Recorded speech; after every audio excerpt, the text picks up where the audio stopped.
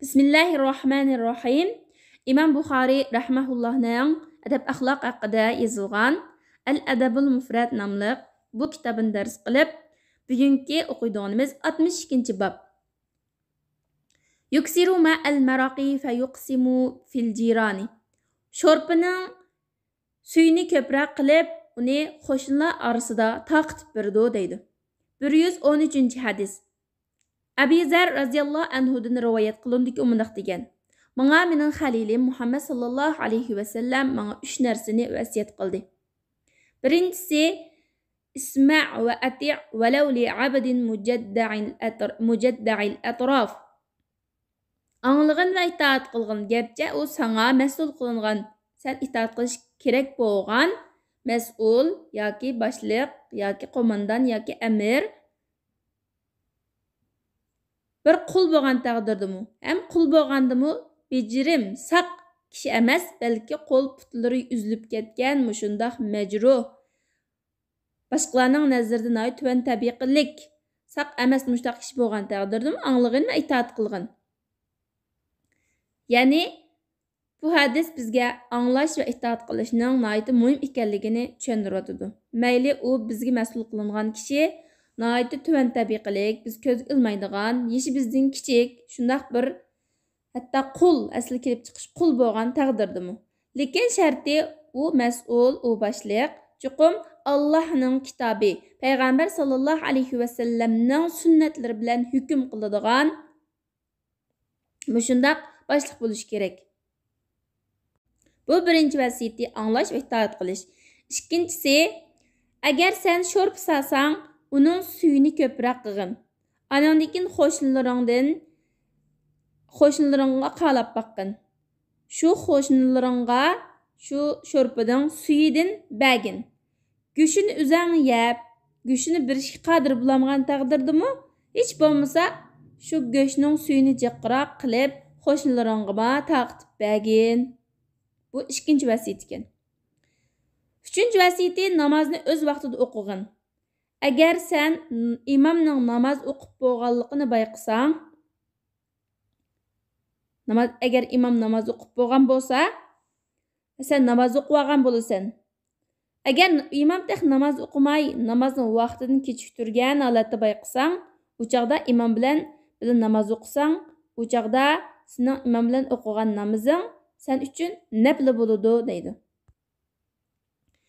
Ya'ni bu so'zda payg'ambar sallallohu alayhi va sallam Allohning bildirishi bilan payg'ambarlikning bir mo'jizasi qatorida keyingi ahvollardan oldin ola sahobalarni ogohlantirgan. Ya'ni Umaviylar xilofatligidagi xalifalar namozni dal vaqtida o'qishdan kechiktirib o'qigan. Peshinni asrga, asrni shamga shunday kechiktirib o'qigan ahvollar bo'lgan. Payg'ambar sallallohu alayhi va sallam mushu ahvollarni oldin ola sahobalarga bayon qilib bergan, ya'ni ogohlantirgan. Mushunday ahvol bo'lib qoladi, bu bir kunlarda beshinglar mushtaq bir boshliqlar keladi, namoz vaqtida o'qimaydigan. Lekin sizlar namozni dal vaqtida o'qinglar. Imom namoz o'qimagan bo'lsa, imom bilan jamoat qilib o'qiyversanglar, bu o'qiyvergan namozinglar sizlar uchun nafl bo'ladi. Agar imom namoz o'qib bo'lgan bo'lsa, o chaqda namozinglarni o'qib olgan bo'lsizlar deydi. 114-hadis. Bu hadis men Abu Zar radhiyallohu anhudan rivoyat qilingan hadisga payg'ambar sallallohu alayhi va sallam shunday degan: "Ey Abu Zar, agar sen sho'rp salsang, sho'rp pishirsang, sho'rpining suyini ko'proq qilib yotgin va qo'shnilaringga bergin va yoki u sho'rpidan qo'shnilaringga taqitib bergin." Bu hadismi ilgari o'tgandek mazmuni. 63-bob. Xayrul jiran. Qo'shnilarning eng yaxshisi haqida. 115-hadis. Abdullah ibn Amr radhiyallohu anhudan rivoyat qilindiki, payg'ambar sallallohu alayhi va sallam shunday degan: "Allohning huzurida do'stlarning, qarindoshlarning yoki eng yaxshisi o'zining qarindoshiga, o'zining hamrohiga, o'zining do'stiga eng yaxshi bo'lgani. Qo'shnilarning eng yaxshisi Allohning huzurida qo'shnisiga eng yaxshi bo'lganidir." Ya'ni qo'shnilarning, do'stlarning, hamrohlarning o'xshashla amal ibodatlari nayt ko'p bo'lgan, nayt taqvodor bo'lgan taqdirda ham ularning ichida eng yaxshisi Allohning huzurida qarshi tarafga eng ko'p yaxshilik qilgan, eng ko'p manfaat yetkazgan, mushundaq hamra do'st, mushundaq qo'shna, eng yaxshi do'st hisoblanadi deydi. Bu amallar qo'shnilarning bir-birimizga yaxshilik qilishimiz, do'stlarning, qarindoshlarning, hamrohlarning bir-birimizga manfaat yetkazib, bir-birimizning holidan xabar elib, izlab, bir-birimizningki turmushiga, bir-birimizning ahvoliga kapolatlik qilib, bu ahvolni amaliyotda insonlarning bizlarning bu dunyoda baxt saodatlik, urush jadal bo'lmay, inoq ejil bir baxtlik jamiyatda baxtlik turmushda yashashimizning kapolati. Bu dunyoda foydasi mushundaq ko'p bo'lgan bu amalning ham Allohning huzurida nihoyat suyumlik, nihoyat ajr katta bo'lgan amallar ekanligi bu hadisdan chiqyotidi. Manfaati, yaxshiligi o'zimizga qaytadigan amallarni ham Alloh taolo oxiratda nihoyat ajr katta amal hisoblab uningga savob mukofot berdi ekan. 64-bob Salih yaxshi qo'shna. Nafi ibn Abdul Haris rivoyat qilindiki, payg'ambar sallallohu alayhi vasallam shundoq degan: Musulmon kishining saodatining qatoridan kangri bir uy-joy qo'ri va salih yaxshi qo'shna va qolaylik bo'lgan uloq qatnash vositasi demakchi. Bu hadisdagi musulmon kishining saodati, xo'shalligi, baxti degani bu dunyodagi demakchi. Ya'ni bir kishi aqancha zohid bo'lib, nihoyat taqvodor bo'lib, men dunyo qiziqmaydim deb, nihoyat tor, qulaysiz bo'lgan bir uyda o'tirib qolsa, uning nurg'un kayfiyatiga, nurg'un ishlariga ta'sir etishi mumkin. Taqvodorligiga ta'sir etkazishi mumkin. Agar uning qo'shnisi yaxshi bo'lmasa, qo'shni sababidan uchirgan aziyatlar tufaylidan yana taqvodorligiga, amal ibodatlariga, o'qitish ishlariga ta'sir etishi aniq. Yana uning ishlarini bajaradigan, ilm o'rgatgili boradigan yoki ilm o'rgangili boradigan shundoq qatnash vositalari, burungi zamonda bo'lsa, at uloqlari, hozirgi zamondagi moto mashinalari qulaysiz bo'lmasa, qulaysiz bo'lib qolsa, qulaylik bo'lmasa, uning butun ishlariga ta'sir yetkazgan. Shuning uchun payg'ambar sallallohu alayhi vasallam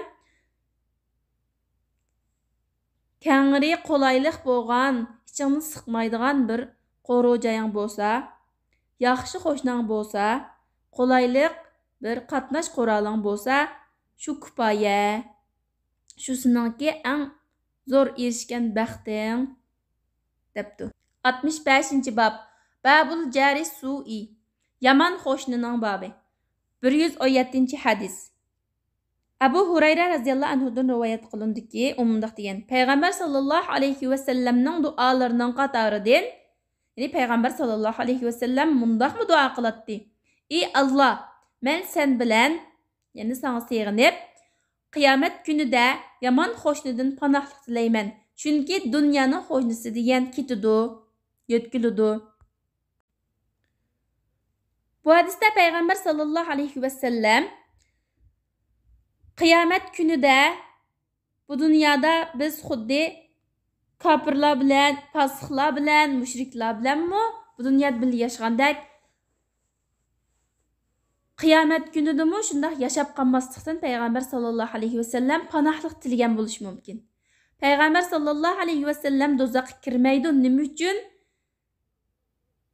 Do'zaxga kiradigan yomon, nachar kishilar bilan, do'zax ahli bilan qo'shni bo'lib, bunda birga turib qilishdan panohlik tilagan deganda payg'ambar sallallohu alayhi vasallam bu duoni ummatga, bizga mushundaq duo qilinglar degan mazmunda, niyatda bizga o'g'itish uchun bu duoni qilgan bo'lishi mumkin. 118-hadis.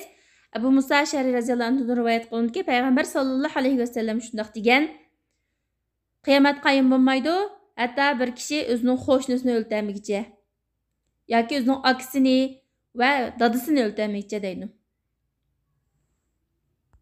Ya'ni payg'ambar sallallohu alayhi vasallam bu hadisda qiyomatning oldida bo'ladigan buzuqchilik, fasodchilikni bizga xabar berdi. İnsan özünün qo'shnisini, akisini, birodarlarini, hatto dadasini shundoq o'ltiradigan bo'lib ketgan vaqtida qiyomat qoyim bo'ladi demoqchi. 66. bab babun la yu'zi jarahu. Özünün qo'shnisiga aziyat bermaslik kerak, bermaydi deganning babi. 119. hadis. Abu Hurayra radhiyallohu anhu shundoq deydi. Payg'ambar sallallohu alayhi vasallamga: "Ey Allohning payg'ambari, palani ayol kechida qiyamda turdi. Kunduz bo'lsa ro'z tutdi va mundaq ishlarni qiladi. Sadiqa berdi, ya'ni ko'plab sadiqa berdi. Lekin o'zining tili bilan qo'shnilarga aziyat berdi" deyildi. Shuning bilan payg'ambar sallallohu alayhi vasallam bu ayolda yaxshilik yo'q. U do'zax ahlidan dedi. Ular deyishdiki, ya'ni sahobalar deyishdiki, va paloni bir ayol bor. Farz namoz o'qiydi. Va qurtilgan jubna, irimchikni, ya'ni bizning tilimizga qurutni sadaqa berdi. Ya'ni shunda oddiy bir narsani sadaqa berdi. Oldidagi ayoldek kechalar namoz o'qib, qilmasin faqat 5 vaqt namozni o'qiydi. Mayda oddiy narsalarni sadaqa berdi. Lekin hech kimga aziyat bermaydi deyishdi. Payg'ambar sallallohu alayhi vasallam u jannat ahlidan dedi. Bu hadisda payg'ambar sallallohu alayhi vasallam bizga tilning noiti xatarlik bir a'zo ekanligini bizga bayon qilib berdi. Shundaqla